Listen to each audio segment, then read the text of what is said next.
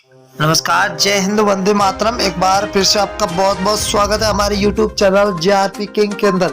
आपको बता दें कि कर्नाटक के अंदर चुनावी बिगुल बज चुका है और चुनाव है अब कुछ ही दिनों के बाद विधानसभा का चुनाव है कर्नाटक के अंदर।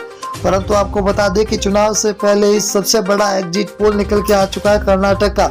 अब कर्नाटक के अंदर 224 सीटों पर किसकी बनेगी सरकार, हम आपके बीच में लेकर हाजिर हुए सबसे बड़ा एग्जिट पोल। आपको बता दें कि पिछली बार की तरह अगर देखा जाए तो अब की बार भी जेडीएस किसके साथ में करेगा गठबंधन, हम आपके बीच में लेकर हाजिर हुए 224 सीटों का सबसे बड़ा एग्जिट पोल। बता दें आपको कि बीजेपी और कांग्रेस के बीच में कड़ी टक्कर देखने को मिल सकती है, परंतु आपको ये भी बता दें कि बीजेपी और कांग्रेस जिस तरह से मेहनत कर रही है उसी तरह का देखा जाए तो जेडीएस ने भी अपने पांव पछाड़ दिए। परंतु जेडीएस क्या गठबंधन करेगा या फिर 224 सीटों पर अपने उम्मीदवार उतारकर एक बार सबको चौंका देगा। ये भी सुनने में आ रहा है कि अब की बार जेडीएस 224 सीटों पर अपने उम्मीदवार उतार सकता है। परंतु चुनाव से पहले C voter team known of Phalodi सट्टा बाजार ने सबसे बड़ा कर्नाटक विधानसभा का एग्जिट पोल जारी कर दिया। हर एक सीट के बारे में आपको बताएंगे कि अब की बार कर्नाटक के अंदर किसकी बनती हुई नजर आ रही है सरकार, कौन मारेगा बाजी।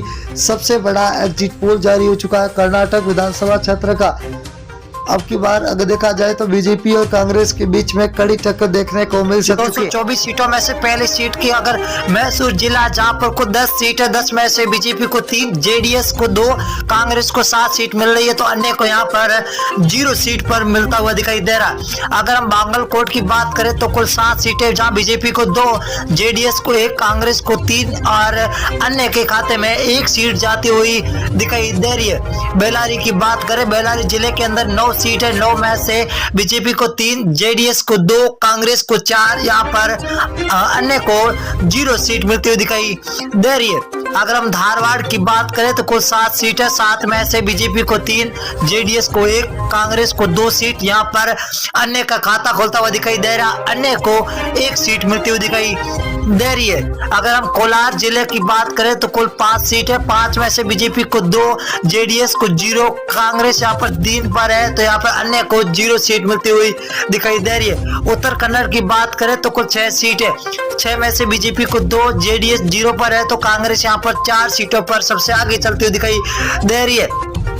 अगर हम बात करें कर्नाटक के 224 में से चित्रकूट है, जहां पर कुल 6 सीटें, बीजेपी को 2, जेडीएस को 1, कांग्रेस को यहाँ पर 3 सीटें मिलती हुई दिखाई दे रही है। यहाँ पर जेडीएस का खाता खुलता हुआ दिखाई दे रहा है। तो अगला जिला है हसन के अंदर कुल 7 सीटें, 7 में से बीजेपी को 3, जेडीएस को 1, तो कांग्रेस यहाँ पर 3 सीटों पर है, तो अन्य को खाते में 0 सीट जाती हुई दिखाई दे रही है। अगली विधानसभा है BVM पश्चिमी दक्षिण, जहां पर कुल 8 सीटें हैं, 8 में से बीजेपी को 3, जेडीएस 0 पर है, तो कांग्रेस 4 सीट पर, अन्य को खाते में 1 सीट जाती हुई दिखाई दे रही है। BVMP मध्य, जहां पर कुल 8 सीटें, 8 में से बीजेपी को 2, जेडीएस को 1, कांग्रेस को 4 सीटें मिलती हुई दिखाई दे रही है। यहाँ पर बीजेपी और कांग्रेस बीच में सीधी टक्कर होती हुई दिखाई दे रही है। अगर हम रायपुर की बात करें तो कुल 7 सीटें, 7 में से बीजेपी को 1, जेडीएस को 1, यहाँ पर कांग्रेस को 5 सीटें मिलती हुई दिखाई दे रही है। कांग्रेस का पलड़ा भारी होता हुआ दिखाई दे रहा है। अगली जिले की बात करें बंगलोर हर्बन है, कुल 7 सीटें, 7 में से बीजेपी को 2, जेडीएस को 1, तो कांग्रेस के खाते में 4 सीटें जाती हुई दिखाई दे रही है, तो अन्य के खाते में 0। तुमकुर के अंदर 10 सीट है, 10 में से बीजेपी को 3, जेडीएस को 2, तो कांग्रेस यहाँ पर 6 सीटों के साथ सबसे आगे सरकार अब की बार बनती हुई दिखाई दे रही है। दामनगेरे की बात करें तो दामनगेरे के अंदर है कुल 8 सीटें, 8 में से बीजेपी को 2, जेडीएस को 2 और कांग्रेस के खाते में 4 सीटें जाती हुई दिखाई दे रही है।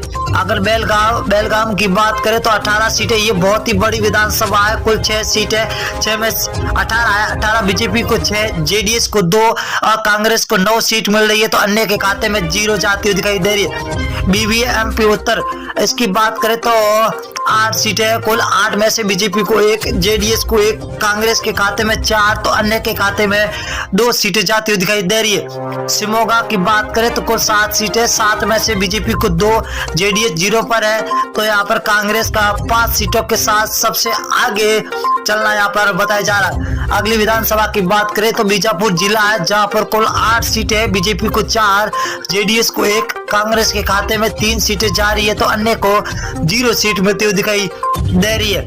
अगले जिले की बात करें तो मंडुया है, मंडुया के अंदर है 7 सीटें, 7 में से बीजेपी को 1, जेडीएस को 1, बीच कांग्रेस के खाते में 5 सीटें जाती हुई दिखाई दे रही है। तो कर्नाटक के अंदर है बीजेपी और कांग्रेस के बीच में सीधी टक्कर।